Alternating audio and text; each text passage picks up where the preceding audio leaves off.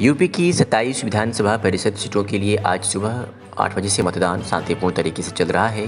रायबरेली स्थानीय निकाय विधान परिषद सीट पर भी सुबह 8 बजे से शुरू हुई और 10 बजे तक 520 वोट डाले जा चुके हैं।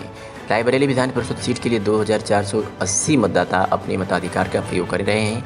रायबरेली एमएलसी चुनाव में मतदान केंद्रों पर महिला पुलिस कर्मी के साथ ही सेंट्रल पैरामिलिट्री फोर्स की तैनाती की गई है। हर बूथ पर सीसीटीवी कैमरे लगाए गए हैं और वीडियोग्राफी भी कराई जा रही है।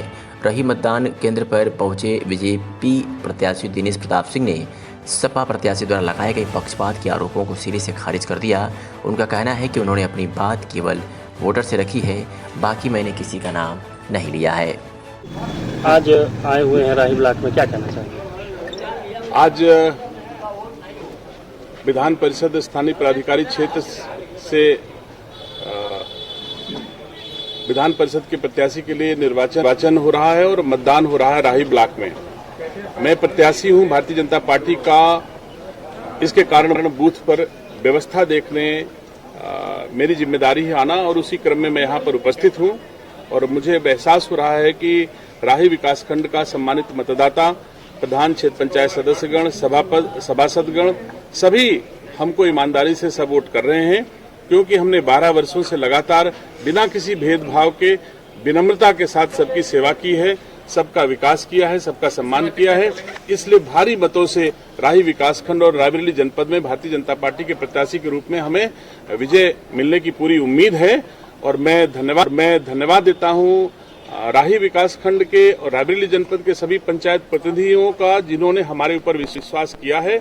और मैं उन्हें भी भरोसा दिलाता हूं आपके माध्यम से कि एक एक पंचायत प्रतिनिधि, बीडीसी, सभासद का हमेशा सम्मान रहेगा। उनके मत का हमेशा मैं महत्व समझूंगा, सम्मान करूंगा और उनके विकास करने का प्रयास, उनके क्षेत्रों का विकास करने का हर संभव प्रयास करूंगा। सपा प्रत्याशी ने आरोप लगाया कि भाजपा प्रत्याशी सरकारी मशीनरी का दुरुपयोग कर रहा है, क्या कहना है इसमें? मैंने आज तक किसी दूसरे प्रत्याशी का कोई नाम नहीं लिया। हमने अपील छापी तो भी मैंने अपने मतदाताओं की कैसे सेवा करूंगा, मैंने इसकी बात की है। मैंने कभी किसी दूसरे प्रत्याशी का नाम नहीं लिया है, ना किसी मतदाता के पास जाकर के मैंने किसी प्रत्याशी का नाम लिया है और ना ही मैंने मीडिया के सामने किसी प्रत्याशी का नाम लिया है, ना ही मैंने किसी दूसरे प्रत्याशी का किसी प्रशासन में कोई नाम लिया है।